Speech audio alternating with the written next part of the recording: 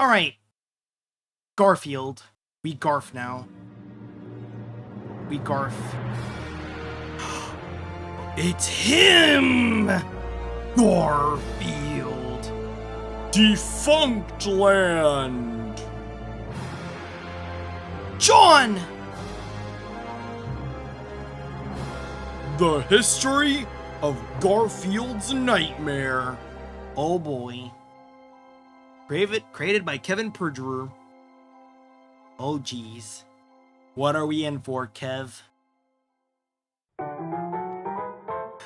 Yeah, see? In the mid-19th century, in the northeastern region of the United States, there was a new pastime that people could not get enough of. Oh? Picnics.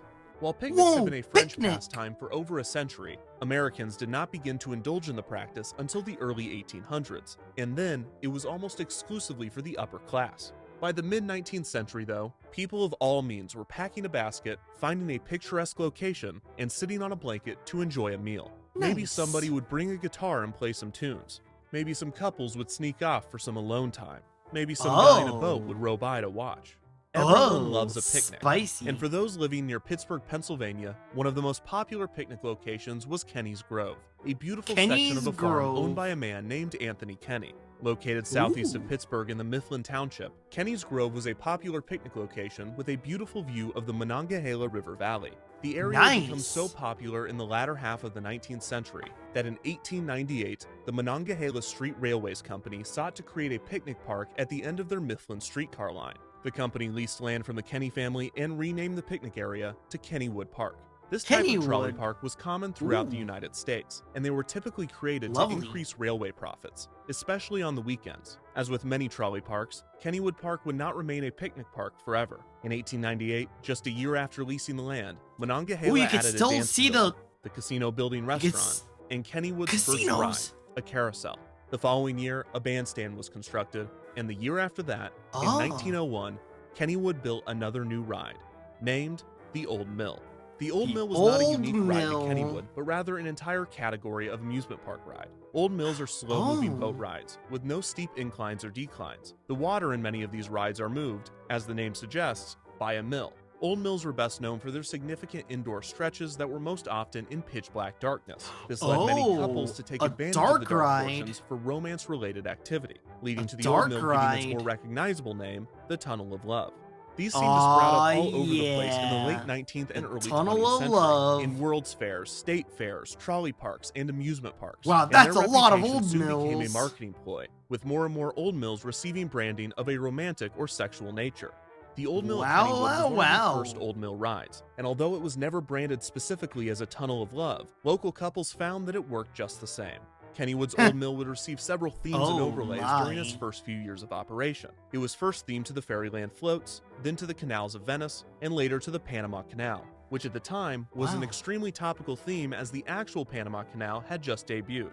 After the Panama Canal theme, the Old Mill became the Rapids Gorge and then the Fairyland floats again, before returning to its classic name, the Old Mill. In 1922, the ride underwent a refurbishment and received a new facade. I wonder how many of my viewers actually went to a Tunnel of Love or a dark ride in general. Arguably the biggest change to the Old Mill in its early years would come after the ride caught on fire and burned to the ground, being rebuilt for the 1926 season and receiving new theming with comic supplement characters, including Happy Hooligan, the Katzenjammer Kids, and Jiggs and Maggie. In 1936, the Old Mill was redecorated again with theatrically lit pictures. Another major refurbishment to the ride occurred in 1940. During the season, the Old Mill received a renovation with new animations. The refurbishment featured 7 well-known characters from comic strips and cartoons, Me neither. including Blondie, Popeye, the Lone Ranger, the Little King, Tarzan, Gulliver, and Little Henry. In 1957, I recognize like half of those guys. To a trip around the world. The comic characters were replaced with scenes of Hawaii, a kangaroo in Australia, a tiger in Asia, an elephant in Africa. Recreation imagery taken from a less-known Old Mill attraction. Yes, It's a Small World is technically an Old Mill attraction. It's technically an Old Mill attraction. Jesus Christ, I want to know how much It's a Small World has changed. Like, how much has it changed over the years? I think it is basically just like it's barely recognizable. I think it's literally just Disney IPs at this point. And even Santa Claus in the North Pole. The loading area was also given an animatronic band of monkeys that would play music for guests in the queue, which was apparently auctioned off just 1 month before I started writing this video. Although it sold for $2,300, which is more than I've ever spent on an animatronic monkey band.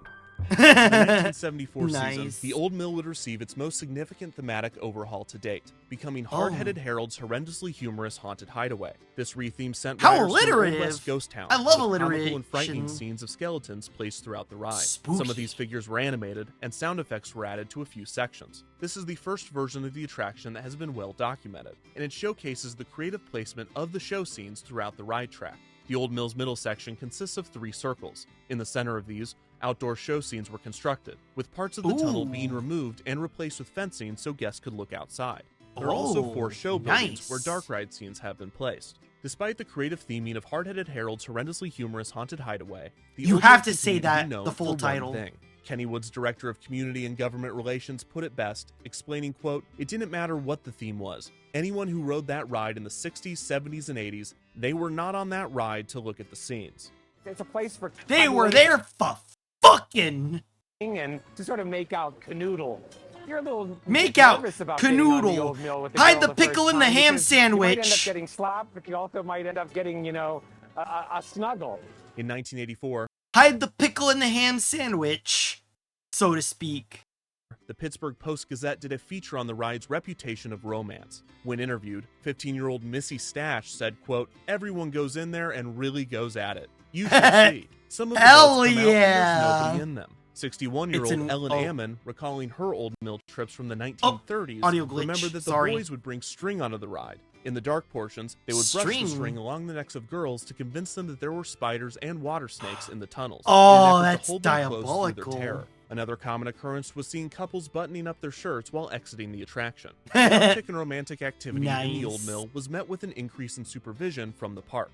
Kennywood employees would be stationed at various points throughout the ride, armed with a flashlight and a disapproving stare. They would rarely intervene if the activity was nothing more than a kiss, but for anything more than that, the young couples would be told to knock it off. At one point in the 1960s, Kennywood employees were given a plastic bat and were instructed that if they saw the naked buttocks of any rider, they were to smack them with the bat.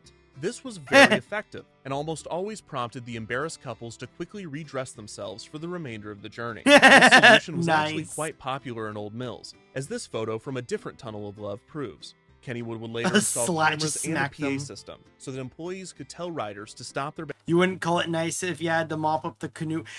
And what if they're into that? That is true. What it could... Yeah. You actually do pose a very interesting predicament. What if the man just were to suddenly scatter all of his pollen? What if he nuts everywhere? And if he's into that? What if he's a freak? They didn't really think this through, didn't they? Behavior without having to assault them in the dark.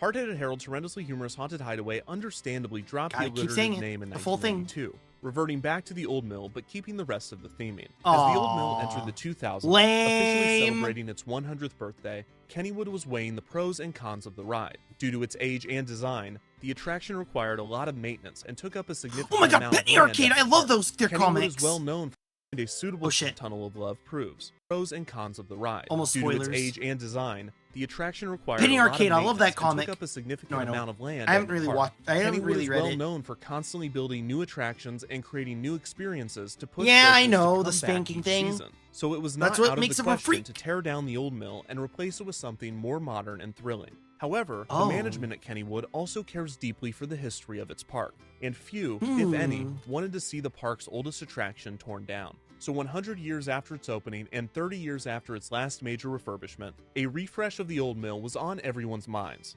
Kennywood wanted to find a way to keep the historic ride in the park, but update it to appeal to modern audiences. And the answer to this would come in the form of a powerful cat named Garfield.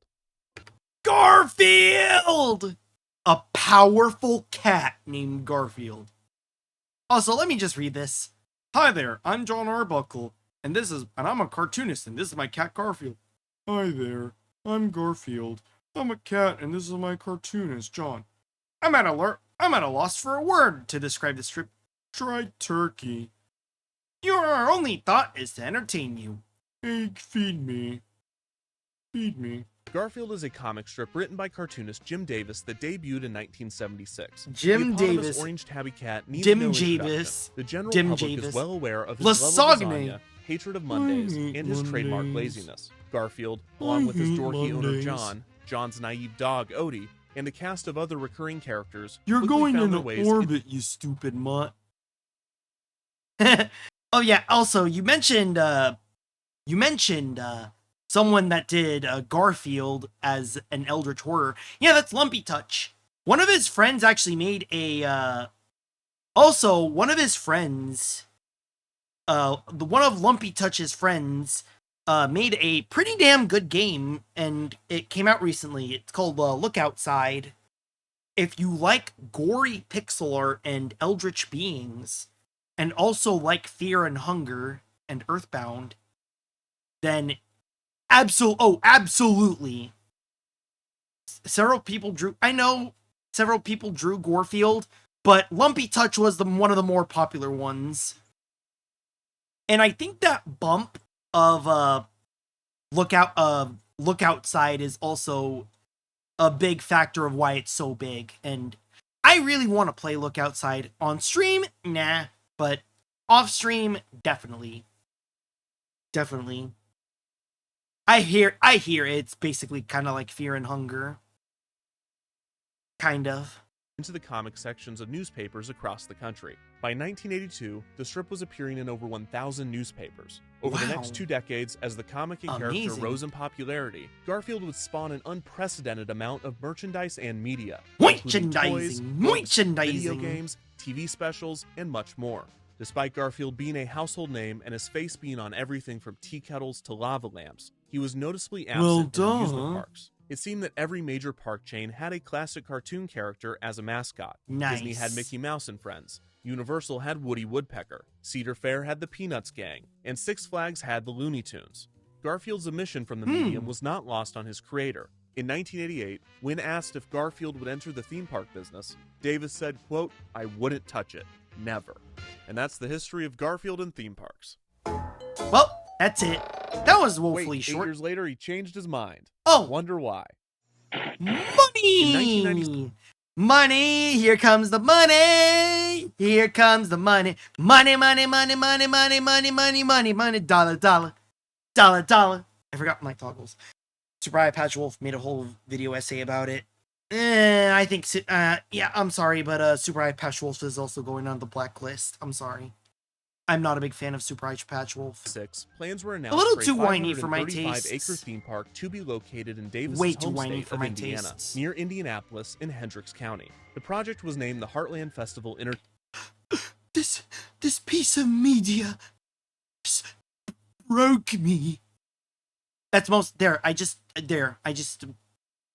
summarized all of Super Eye Patch Wolf's videos. Entertainment complex. And at the heart of the park would be Garfield's universe, a land dedicated it's to the his character. universe. This would include a character carousel, his Arbuckle's own picnic pocket coaster, dimension, a ride called Garfield's Extreme Adventure, an Odie tongue slide, Irma's Diner, and Mama Leone's restaurant. Mama which would serve, Leone! of course, lasagna. The park was planned to open in 1997 and was a joint effort between the Michigan Development Company and Davis's company, Pause. I want some lasagna. The cost of the project now. was estimated to be I want $120 lasagna now. million. By all accounts, Davis was significantly involved in the park's design, even going so far as to have a special Garfield theme park planning room, and even conceptualizing the more mundane aspects of the project, such as the garbage cans and restrooms.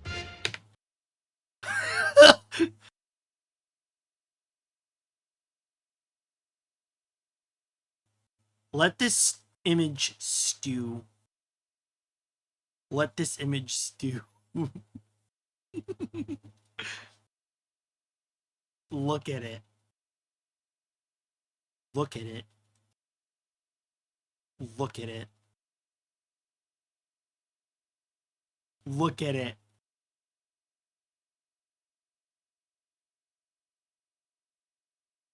Look at it. Look at it. Look at it. Look at it. Look at it.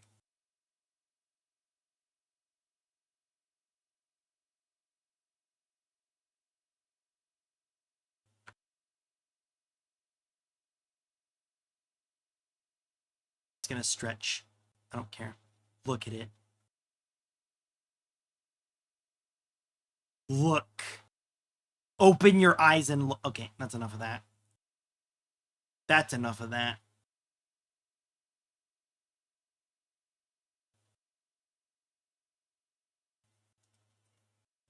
All right, enough of that bit. Look on top of the design contractors, Davis reached out to other amusement park operators to consult on the project during its early stages. This was when Davis first reached out to the Kennywood Entertainment Company, which owned 5 small parks in and around Pennsylvania, including Kennywood in West Mifflin. A year after the announcement, the opening date was pushed back to 1998. Damn Despite it! significant I want my utilities Garfield and groundwork now! being completed, the project struggled to find the remainder of its funding. The following year, the park rebranded to Garfield's Adventure America and scaled back on its plans, opting to construct and debut the Garfield area first, with the opening now planned for 1999. By this point, a significant number of Hendricks County residents opposed the project, even forming a group called Citizens Opposing Amusement Park, or COPE. The theme park was pushed back another year with a projected opening of 2000. In December of 1999, Kennywood officials attended the International Association of Amusement Parks and Attractions Convention and Trade Show. It is here that they learned that Garfield was available to license. It seemed that while Garfield's Adventure America was in a state of limbo, Davis was looking to integrate the character elsewhere, at least temporarily, and Kennywood Entertainment was reportedly one of his top choices, specifically the historic Kennywood Park as well as lake compounds in Connecticut. Kim Campbell, a spokesperson for Paws Inc., explained, quote, Jim liked the long histories of both parks, the family-friendly atmosphere, and the fact that they were picnic areas. Jim said the parks were a perfect fit for Garfield, who never met a picnic he didn't like. You didn't think that picnic stuff was gonna come back, did ya? An agreement was made between Kennywood and Paws Inc. for a 1-year licensing deal to have Garfield and Odie become the mascots of both Kennywood and Lake Compounds. This is despite the fact that Kennywood and Lake Compounds already had mascots. Kennywood had Kenny the Kangaroo, and Lake Compounds had Kyle the Crocodile. Both parks assured fans that Garfield and Odie would stand alongside the legacy characters and would not be replacing them. This integration in the Northeastern park seemed to conflict with the appeal of Garfield's Adventure America in Indiana. However, it was revealed that the developers of the Indiana park only had exclusive rights to the character within a 150-mile radius, and that Jim Davis and Paws Inc. had never financially invested in the park. The developers assured the public and their investors that Garfield's integration at Kennywood and Lake Compounds would not detract from the appeal of Garfield's Adventure America. But at this point, many were convinced that the park would never be built. Meanwhile, at the Kennywood parks, Garfield and Odie were fitting right in, taking photos with guests, selling merchandise, and appearing in advertisements. The integration was successful enough that Kennywood and Paws Inc. extended their agreement, further cementing Garfield's presence in the parks. Kennywood's Kittyland would receive more Garfield themes. In 2002, the first Garfield ride opened at Kennywood, named Garfield's Pounce Bounce, a kitty bounce tower made to look like a block of cheese, covered in mice, and adorned with a Garfield statue. As Garfield continued to increase his presence at Kennywood, the park in Indiana was a metal visage of the orange cat. Garfield statue. As Garfield continued to increase his presence at Kennywood, the park in Indiana was finally canceled. The developer had been sued by one of its contractors for lack of payment, and not long after this, it was revealed that the park owed $166,000 in back taxes. Here come the loan sharks. The park was soon foreclosed on, and the development company filed for bankruptcy. By 2003, the project was dead, and the county was redistricting the land where the park would have sat. Despite the failure of the park, Davis was still passionate about Garfield's presence in theme parks. And since he and his company already had a successful relationship with Kennywood, the IRS to go all in on the Pennsylvania park.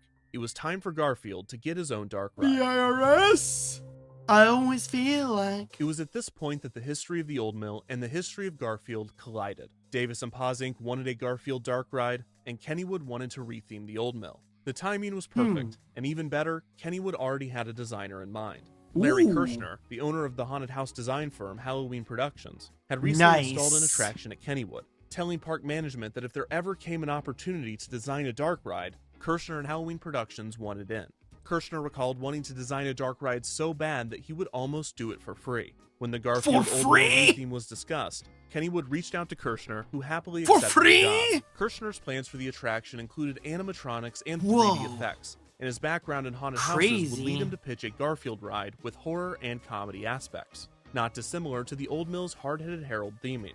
However, Kirshner's plans were too ambitious. He recalled, quote, "We wanted to make it look like a billboard smashes open and there's a Frankenstein food character, and then we squirt them all with water. I wanted to do other CGI effects so it wasn't so static and so the characters were interacting with them. Obviously, big effects like this were difficult to achieve in the retheme's limited budget, but the team ran into another issue entirely. Kennywood officials explained to Kirshner and Halloween Productions that, quote, "We can't make it too great because too many people would want to ride it. It has a pretty limited capacity since it's a boat ride." Pete McEnany, the general manager of Kennywood Entertainment, makes sense. Quote, "One of the things we had to do was not make it too spectacular because it doesn't have a high capacity. So with a small budget and an explicit directive to make the ride no better than good, the team marched forward. Kirshner imagined guests riding through the old mill as make though it they were suck riding on through a Garfield purpose. book. That is The a great premise of idea. The ride was the Garfield. If it sucks, there won't be as high of a demand, and you won't go over capacity, and you won't have, and most importantly, you won't have mile-long lines. Was having a nightmare, which would give the team an excuse to incorporate horror elements and retain some of the dark portions. One point of contention in the ride's history was the involvement of Jim Davis and Paws Inc. While Davis certainly wanted the ride to be built and approved it, there was a dispute as to how involved he was in the creative process. McEnany recalled that Davis wrote the script for the ride and drew the concept art, but Kirshner recalled, quote, "We did 20 or 30 drawings. He didn't do anything. I never talked to Jim Davis. The biggest Who thing are was you? Please get out of my house. You're scaring me and my children." he or someone gave us some Garfield books and then we had to figure out which story we wanted to tell.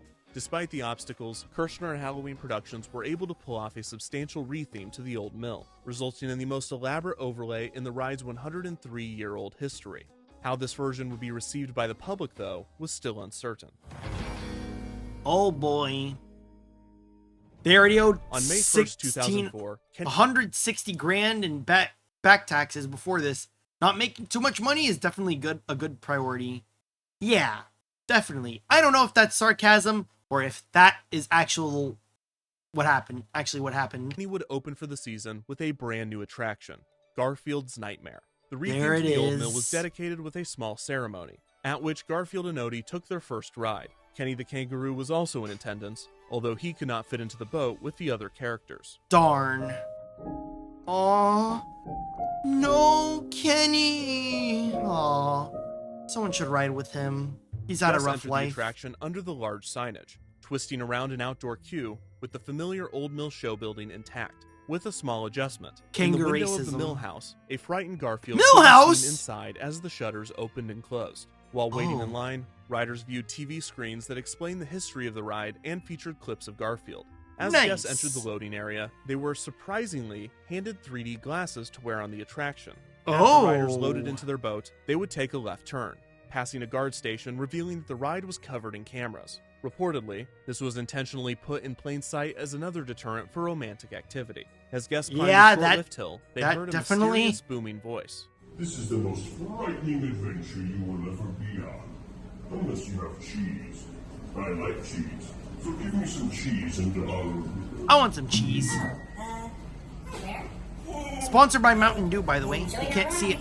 After a right turn, guests went down a passageway covered in glowing advertisements for PepsiCo products, which was unsurprisingly Kennywood's food and drink vendor. This was also the first of many blacklight scenes. Again, And the unless walls were people are into splattered with fluorescent voyeurism. material, which was definitely added by Halloween Productions during the refurbishment and was not the result of 103 years of bad aim. This is Oh my god, the walls. It's a fucking mosaic of semen. Oh my god, we need to watch that clip. also where the 3D glasses came into play. Rather than being a stereoscopic 3D effect in which two images are made into one to simulate depth, Ooh. Garfield's Nightmare used chroma depth, which diffracts colors through a holographic film. This results in certain colors popping into the foreground Wow. while others are pushed Whoa. into the background. The warm colors, red, orange, and yellow, are the ones pulled forward, while blue, indigo, and violet are pushed back. This Wow, that effect effect's works really best with good, bright actually. primary and secondary colors, which inadvertently gave the ride a distinct color scheme. The chroma depth effect is commonly used in haunted houses, and Kirshner and his team are industry leaders in the style. A benefit of the pretty style cool, is that actually. unlike stereoscopic 3D, riders could view the ride without glasses, and would not have the ghosting effect seen when watching a polarized or anaglyph 3D setup without glasses. A Ugh. nice, possible coincidence was that Garfield was famously orange, so the character would always pop to the foreground, while the background and other characters in the ride would be painted with blue or green colors. If Fucking you'd like to try this out for genius. yourself, you can find cheap chroma depth glasses online and watch a POV of the ride with the brightness turned all the way up. It's just like the real thing. Whoa! Product placement It's like the comes. semen is... Okay, I'm not finishing that joke. Riders encounter their first Garfield strip, which depicts Garfield falling asleep after a big meal, thus beginning his nightmare. Food the strips coma! appearing in the ride were previously released Garfield strips and not created specifically for the attraction. There ought to be a prize for eating every scrap of food in the house. Oh well. I guess a job well done is its own reward. After this, guests enter the first scene, in which Garfield's messy house begins to come alive, with the door swinging open and shut. Whoa. Garfield's voice plays overhead, repeating, I never met an ice cream truck I didn't like. Another strip Ah. depicted Garfield depressed that he couldn't catch the ice cream truck. In the next scene, the ice cream truck finally Ice appears, cream. but in a Ice twist, cream. the truck, Ice driven cream. by ice cream cones, is chasing after Garfield. Ice Another cream! strip depicted Garfield scaring the mailman, a running gag in the comics. The next scene shows the mailman smiling as an angry dog opens and closes its jaws. The Ah! next strip features another running gag from the Spooky. comics, in which Garfield torments spiders. Predictably, the next scene is of a large spider tormenting Oh my Garfield. God, This pattern continues with another spooky. running gag, Garfield eating a fish in a fishbowl, followed by a scene of a fish eating Garfield. The Vor. most terrifying part of the ride thus far is arguably this chair. While not explicitly The referencing chair? the ride, another running gag from the comic strip is Garfield using John's Sentient chair as a ice cream has to be the scratching least threatening monster ever. Yeah, just eat him. Why don't you just eat him? Are you stupid? post in the ride. Terrifying part of the ride thus far is arguably this chair. Ah, complete with nightmare. While not explicitly referenced in the ride, another running gag from the comic strip is Garfield using John's chair as a scratching post, and it appears that this chair, while not getting direct revenge on Garfield, is having a great time watching. Oh my The next scene god. shows Garfield Vor, another thing the audience could needle, be- get with people in Garfield the tied mood up by a for. rope, held by an Igor-type needle! character. The needle would blow a puff of air onto riders. Oh, Another that's- strip depicts Garfield That is pretty spooky, but what if you're into that? attacking the pizza delivery man. Spanking And the next scene cameras and shows the pizza vor. delivery man and evil pizza boxes attacking Garfield. The pizza strip is scene a break aggressive. from form. The strip depicts Garfield mentioning that he's going to the kitchen, with a depressed-looking John saying nothing. The next scene is one of the most difficult to decipher. On the right side of the boat, the appliances in the kitchen have come to life in menacing fashion. Oh my while boxes god! of lasagna have formed a kick line on the table. On the left side of the boat, What? a terrified Garfield is surrounded by an evil-looking John and a Freaking monstrous wee- Odie, Freaking who weenie! appears to have torn off his long tongue and wrapped it around his body like a coat. There is also a zombie hot dog monster strapped to a table wearing sunglasses. Why The final though? strip and scene shows John asking Garfield to catch mice, which Garfield refuses to do. In the comic strip, Garfield will eat just about anything besides mice. Despite this, in Garfield's nightmare, the mice still want revenge on him, cooking up a cat stew. As the ride Oh, nears its no. end, characters It's the Wuhan special. Wait, that's bats, not cats. that were tormenting Garfield moments ago are now lined up, smiling as the boat passes. Garfield's voice instructs guests that a photo op is coming up. Oh yeah, got a photo opportunity coming up.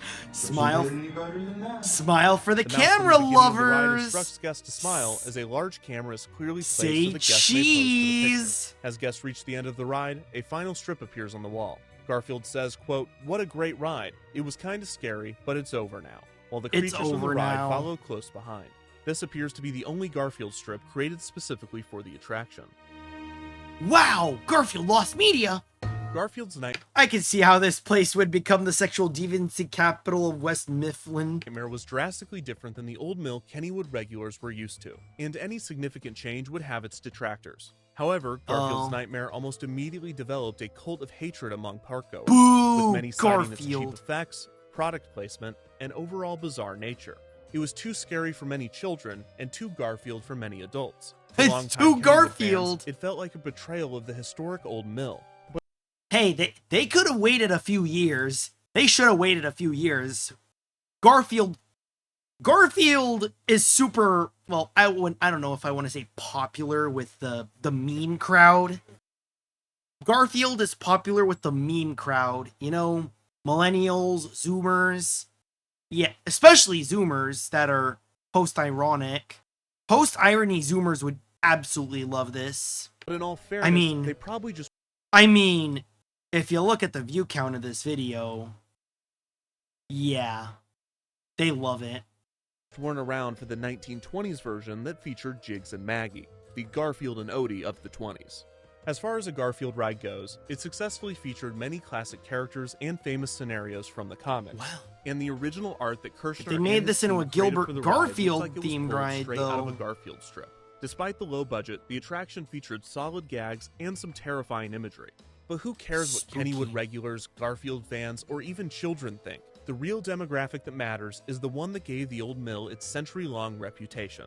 Young couples. The lovers. In a Pittsburgh Post-Gazette report before the ride's opening, Kennywood officials assured fans that, quote, "We haven't messed with what made the old mill, which the Gazette took to mean that, quote, "Couples will still be able to find a suitable spot along the way to, exchange pleasantries." This persistent Yeah, that's mentioning putting in it lightly. official media of the ride's reputation as a love tunnel sent me down a rabbit hole that I could not have anticipated. Wait, Full what? disclosure for anyone that is not aware, every amusement park ride you have ever been on or will ever go on has been the setting for some funny business. Whether it's at your local amusement park or at Walt Disney World, if you can be seated within arm's reach of another person, someone has found a way to do something on that ride. I talk about amusement park rides all the time, and I never mention this, because it's never notable. It's just a given.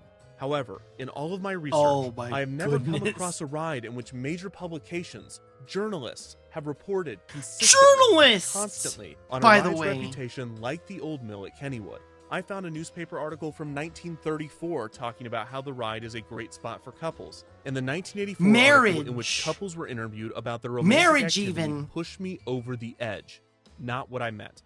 After hearing mentioned that sometimes boats would pull into the station with no one inside, I knew that I had to go deeper. Dang it. Look, if you're just interested in the physical history of amusement park rides... Alright, chat. Righty, chat room. And you don't care about the culture attached to We're the going old mill, certain I'd doom. recommend skipping to this We're time. going to certain For those doom. remaining, there was a significant amount of documentation as to how Kennywood attempted to please young lovers on the ride. But little was known on how these riders were able to accomplish some of the feats that they were boasting about. Were these legends true, or were they fiction? In the name of research, I tweeted the following. Have you or someone you know ever made out or made love in the Old Mill Dark Ride at Kennywood Amusement Park? If so, please email your story to I made love in the old... That's a good fucking email. That's a good fucking email. Literally. I followed up this tweet clarifying that I didn't want details of the activity. I wanted to know where in the ride people jumped out. And either no one saw this reply or they didn't care, because I did receive many They absolutely did not give a fuck. They did not give a fuck. This is the internet we're talking about. Okay, for context, remember, we, as in me and chat, just got off watching the internet historian videos of Dub the Do, and he pulls a goal, and the internet is serious business, or something along those lines. And they all cataloged on why you should never trust the internet with certain things, because you get stuff like this happening.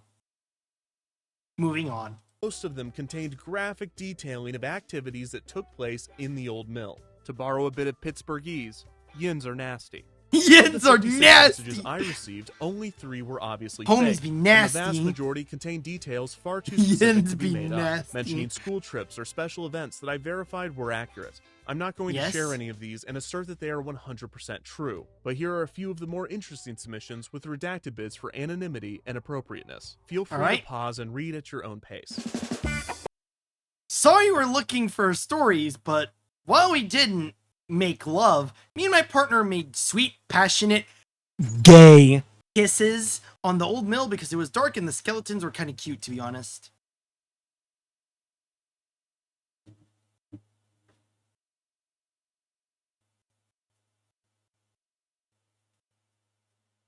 Go Pride, love wins. Hello, Mr. Defunct. My name is Redacted. I'm 48 years old. I don't normally share these things like these, but I like your vids, and your recent tweet was surprisingly relevant to me, lol. My lover, ex-husband, don't marry your assistant manager from your first summer job, lol. Yep.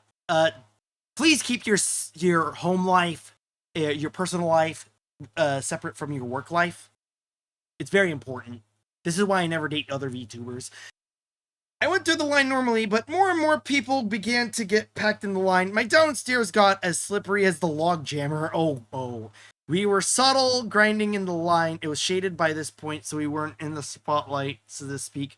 We played handsy, hotsy on the actual ride. And let me tell you that even though my ex-husband was a general disappointment in life, Garfield and I were both screaming by the end of that ride. You're welcome. This was back in, it was the Garfield thing. Hope it's what you wanted. I was maybe 14 years old on the ride with my dad, visiting the park to celebrate his recovery from recent surgery. The two older teens in the boat in front of us were making out passionately. Yes, on the Garfield ride. I never witnessed such graphic kissing, despite only seeing their silhouettes. There was noises, but I couldn't be sure if it was them or the ride, because wet slapping could have been them or the nasty boat water, you know? My dad grumbled the whole time, but didn't say anything. It was so painfully awkward. Anyways, that was the last vacation I went on with my dad before he died, so hope they enjoyed themselves. Oh my god. Hi, this is in no way related to the lovemaking, but although I guess some people are into it. But when I was about 10 or so on Kennywood, my friend on the boat in front of us at the time were big into aerial dumps, which is exactly what it sounds like. Shitting from the highest area you possibly could. Trees were commonly used as a standing on the lid of the toilet seat. When no parents were around, and sure enough, my friend stood up in the ride and screamed aerial dump and took a big wet one right into the water. I'm still disgusted by that ride to this game. That's fucking gross. Ugh. Things I've done in Garfield's Nightmare. Made out with two different people. Was. Loved to. Felt. Something. Hi there. Oh my god. This is the worst one. All of it was gone. All of it is gone. In the end, the email submissions did provide a few interesting insights. First, smart couples would come in packs, try to space out their boat departures as best they could from other riders, and then run their hands on either side of the boat to slow their motion, thus extending the ride and their time in the dark. Second, there are at least two people who claim to know someone that was conceived on this ride. It wasn't me, unfortunately, but there's a good 80% chance one of my older cousins was conceived on one of the dark scenes. My uncle only brought it up once drunk at a reunion, and his wife shut that down before the... Imagine knocking up your significant other, or being knocked up, on the fucking Garfield boat ride. Maybe it's you. Third, most surprising, the Garfield overlay did not deter many people from treating the old mill as the same tunnel of love previous generations had enjoyed. In fact, it probably made them even harder. What if they're into Garfield? In fact, the majority of my emails were about acts of passion that took place in the neon-lit tunnels of Garfield's Nightmare. Some people noted that the Garfield theming diminished the aura of romance, while others admitted that they believe it added to it. Some even purposefully sought it. We traveled here from Philly just for it on a holiday. We were both very big Garfield fans. Out. Maybe ironically, Yins are nasty. Not, as one emailer so eloquently... Oh my god, this one is epic. This isn't anything special, but I went on lots of field trips to Kennywood in high school. I never personally did anything in the old mill, but I could name a dozen couples who disappeared into there. It was the makeout spot. The Garfield themed makeout spot.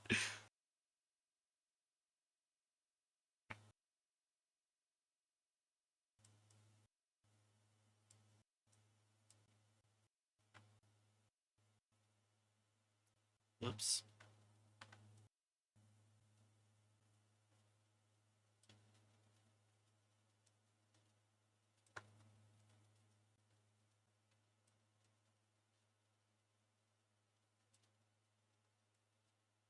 Garfield knows all our sins.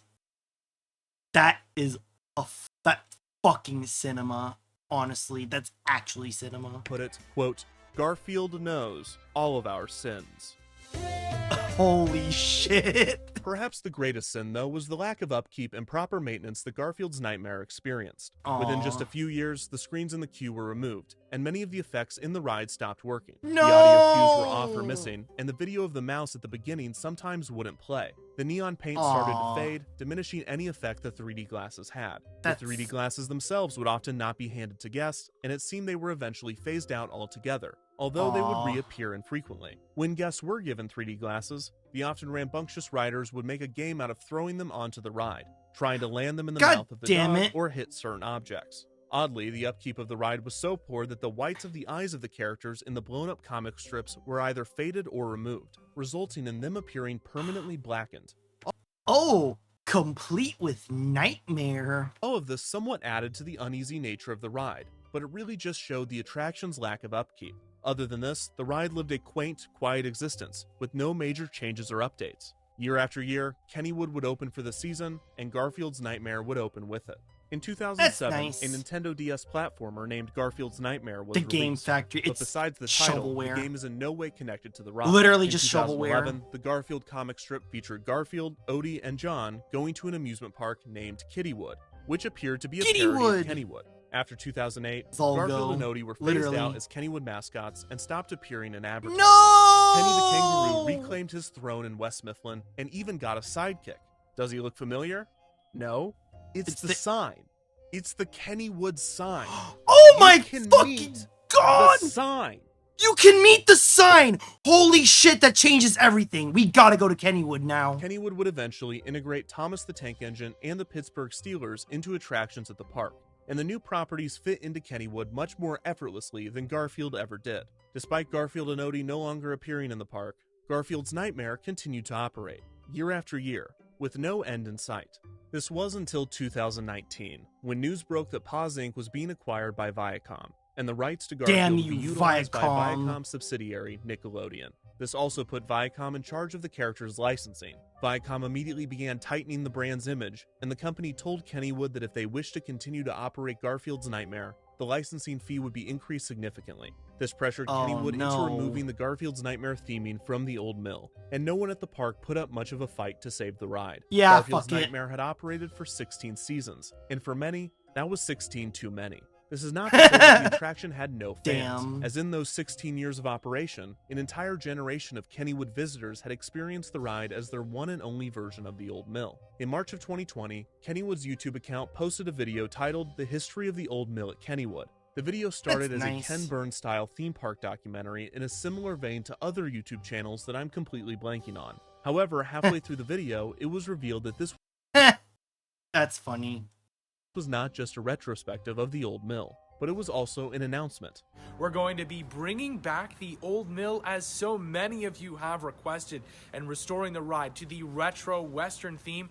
The news was celebrated by Finally! fans who cheered, "The nightmare is over." And the nightmare is over. I hope they serve lasagna in heaven, because Garfield's going to fucking hell. I hope they serve lasagna in heaven.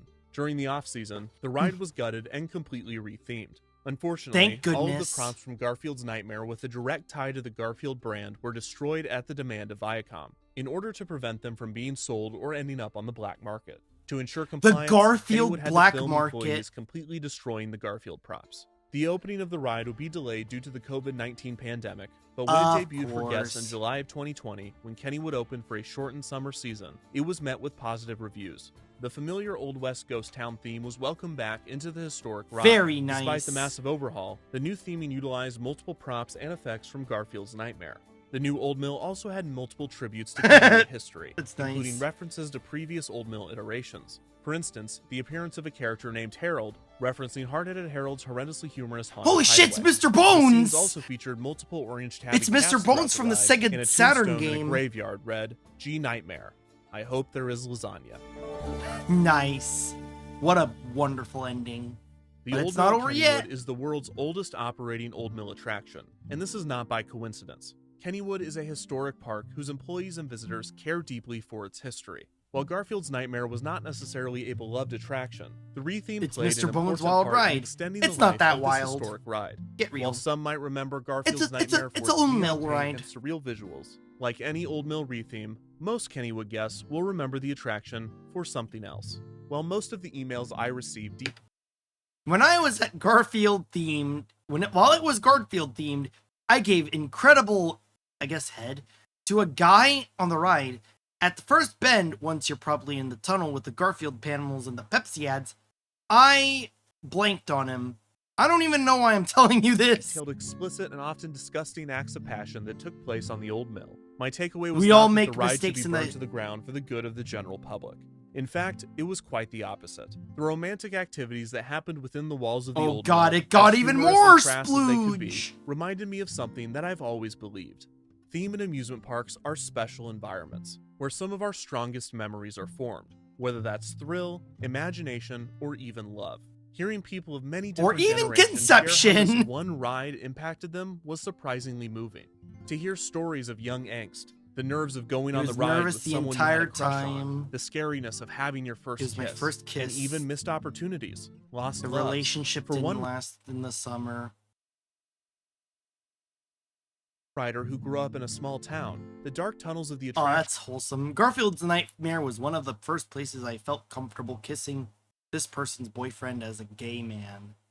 Quoting, unquoting. were the first place he felt safe kissing his boyfriend. For a married couple, a trip on the old mill made them laugh and feel like they were in high school again. When the messages That's weren't nice. overtly erotic, they were actually beautiful, and a good reminder of We why I love kissed. talking about these parks. They are memorable and exciting places where it's as much about riding the attractions as it is who you are riding with. And sometimes the most memorable experience one can have is getting a kiss while riding a boat through a dark tunnel. And sometimes it's getting a kiss while riding a boat in front of a neon Garfield. That was nice. By the old mill stream, Or who you're riding. Full stop. You know what? Give that guy a medal. Give that guy a medal. Yep. Garfield. I hope there's lasagna in heaven.